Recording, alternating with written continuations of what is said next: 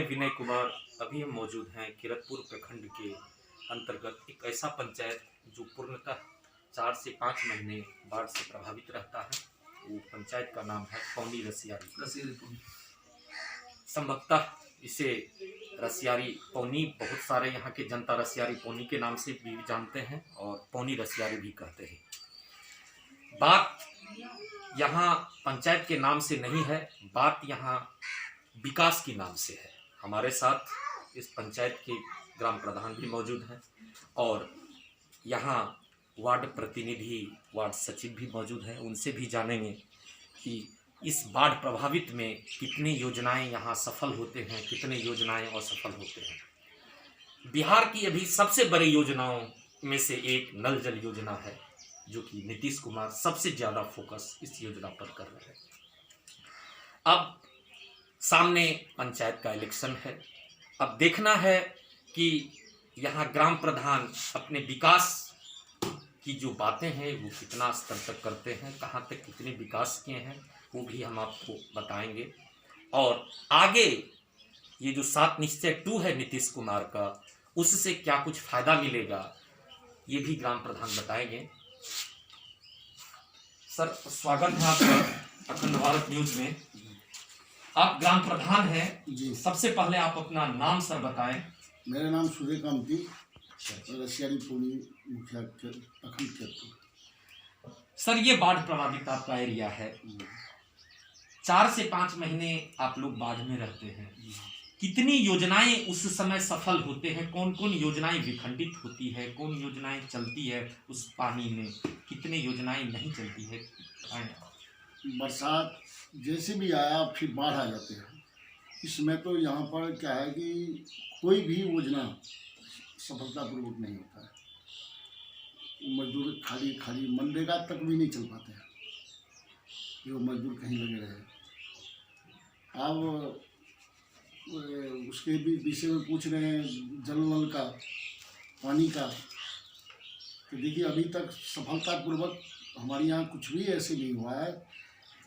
बना है सब वार्ड में पानी चल रहा है, लेकिन एक वार्ड 3 बस्ती में मिले हुए हैं।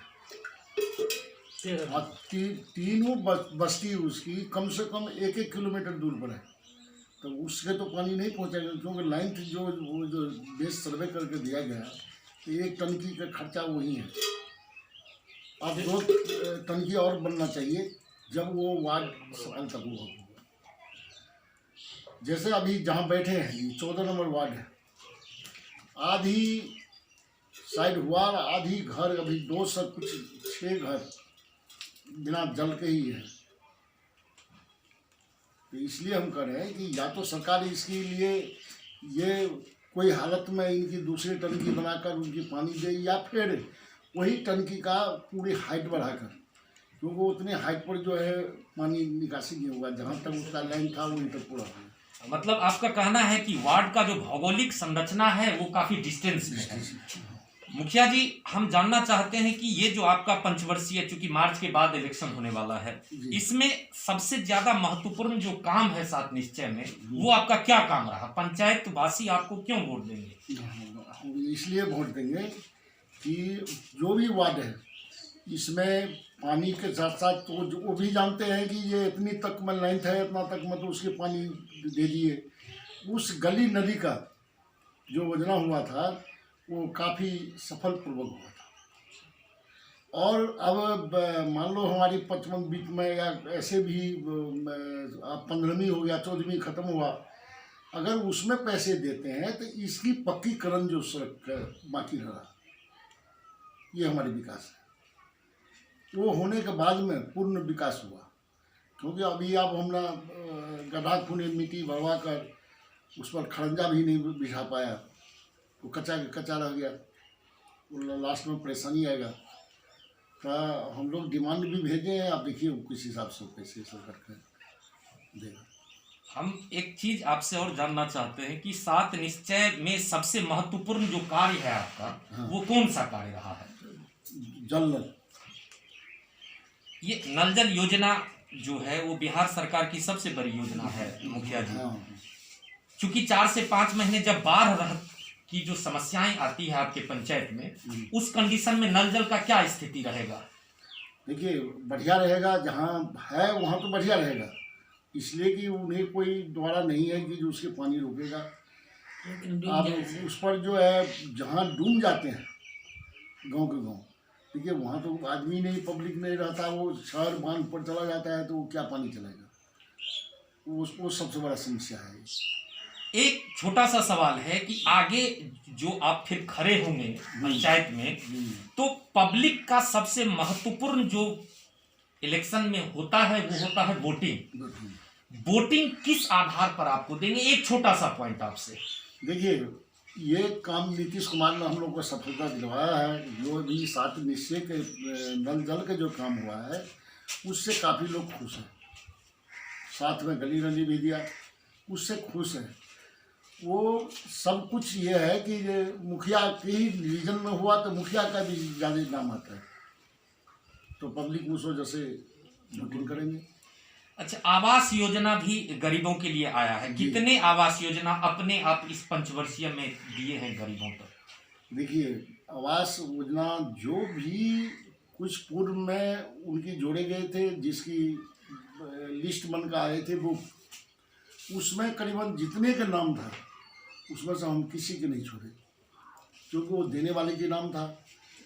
और रहा बात जिसका जोड़े नहीं बुक में, उसके कुछ नहीं मिले, जिसमें हमारी हिसाब से अभी भी 50% आदमी जो है वो नाम ही उस समय लिखा है दूसरा पंचवर्षीय में।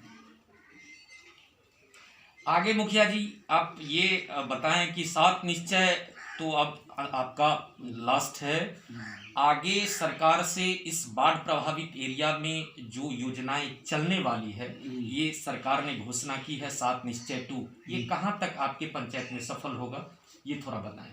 नहीं, अभी अगर लागू कर दें तो हो सकता है, क्योंकि हमारा 4-5 वार्ड बस्ती जो है वो बचा हुआ है पेयजल के लिए, तो करीब हम कर सकते हैं। और ये बाढ़ में एक्चुअल डूबता भी नहीं है, लेकिन फिर भी नहीं हो पाया है। मतलब गांव का आसपास में पानी होते, लेकिन जहां हम इसके धंसाएंगे वहां नहीं होगा, तो काम चल सकता है बड़ी आराम से।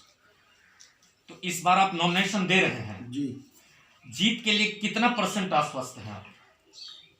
जीत के लिए तो हम 101% है जो अपनी का दावा करते हैं। अब बाकी देखिए, जनता का रूप रेखा से 101% हमने जीते हुए हैं। धन्यवाद आपको समय देने के लिए। एक हमारे साथ और मौजूद हैं जिनका नाम है गोपाल जी, जो लंबे समय से इस पंचायत में हैं और वार्ड मेंबर से लेकर सचिव तक का जितना भी ये है वो सारे संभाले हैं।